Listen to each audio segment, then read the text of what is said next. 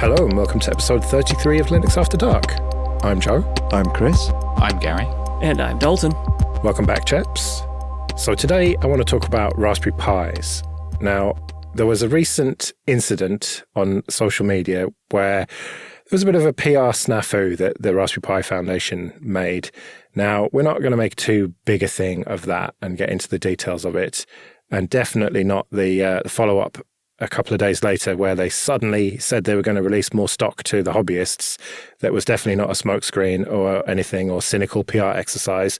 We wouldn't dare accuse them of that. But in our little private Telegram group thing, we got talking about this. And Chris, you made the point that people can't really get Pis, but that doesn't matter because most people trying to buy them would probably be better off with a different machine anyway. Yeah, that's it. I wanted to get one to try and use as a router quite a while ago when the beginning of the stock shortages happened. And I got a thin client, and quite often on kind of subreddits that deal with this kind of stuff, Home Lab, even the Raspberry Pi subreddit, none of these are official Raspberry Pi kind of communication platforms though. There's a post quite often now, what should I get instead? Or I can't get one, or don't bother getting one. And people keep coming back to these thin clients. And I think because it's the price point, that's the difficulty, which they're a victim of stock shortages, of course, but you can pick up these thin clients that have superior specifications and an x86 architecture for like 30, 40 quid. You know, you've got an Ethernet port, lots of USB 3.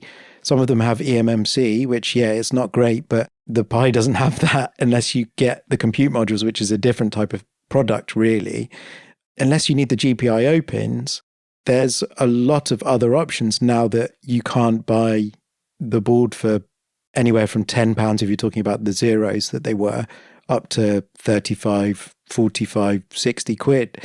So increasingly people, even Ars Technica had an article recently, which was, you can't get a Raspberry Pi, buy a thin client instead. So it's very much a sentiment that they offer a lot. A lot of them have replaceable storage, upgradable RAM. They don't use a lot of power, and the processing power you get for them is quite powerful, and they're just a viable option at the moment.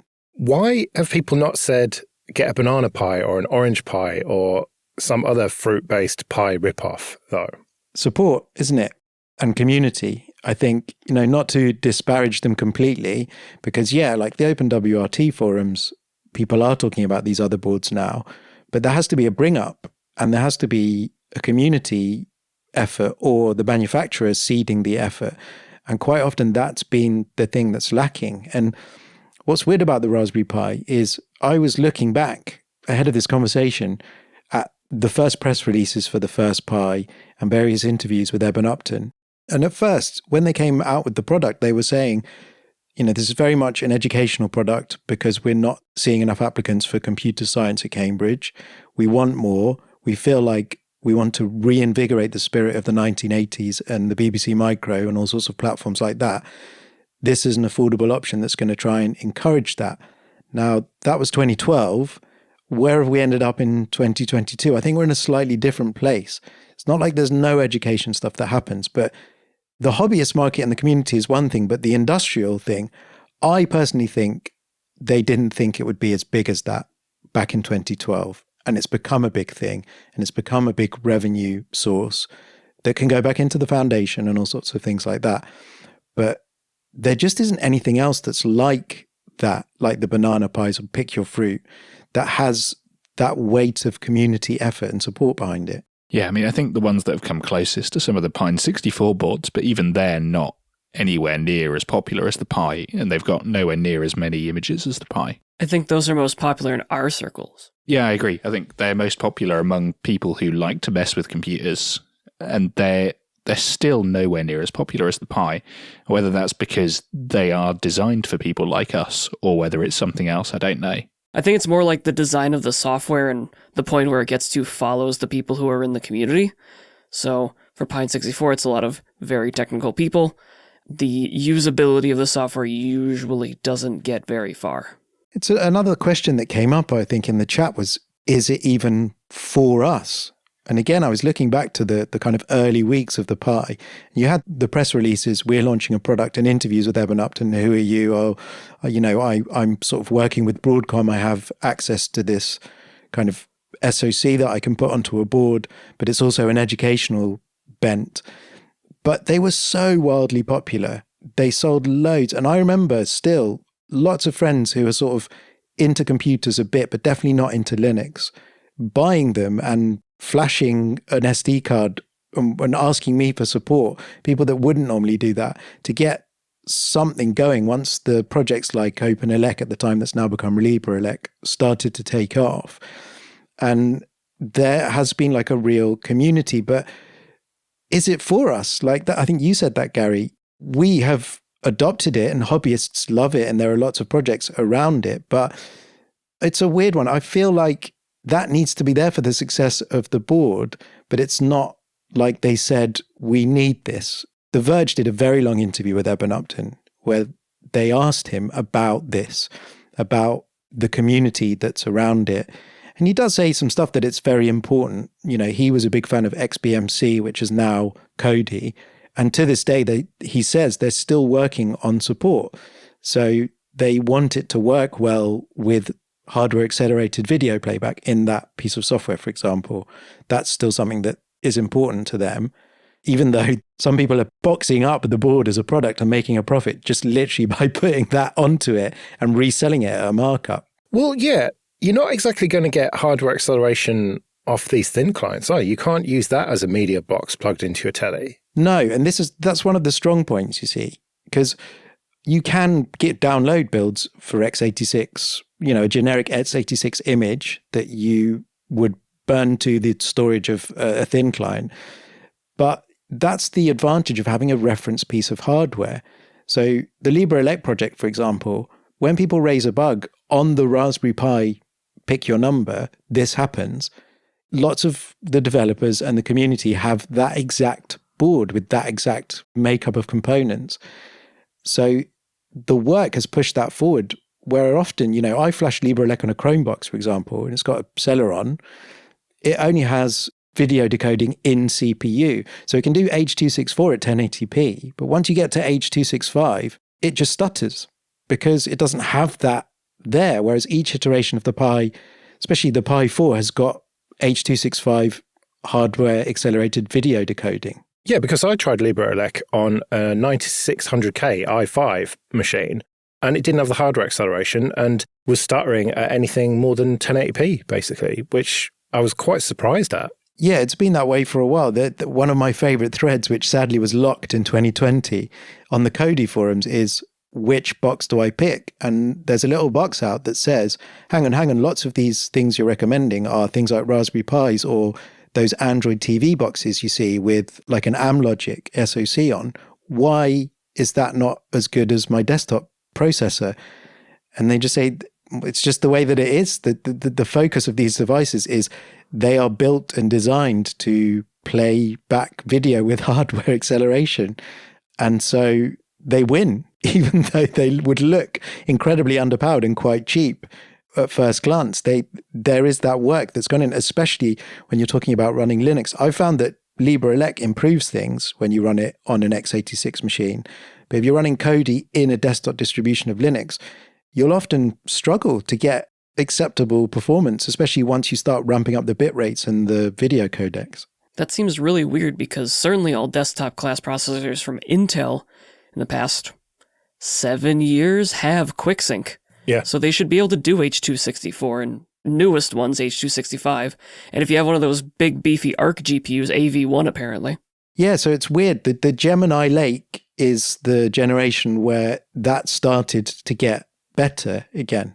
But there was this period all the way from Haswell up until Gemini Lake where, yeah, you could just load up a video and it would be choppy, even if your CPU was very good. Because I just think that laser-like focus of the hardware decoding on things like the Pi that's backed by the community, I just don't think it was quite there as much because the focus potentially is a bit more scattershot. So, Gary, you must have Raspberry Pis, but I don't think you're using them for anything, are you, in production?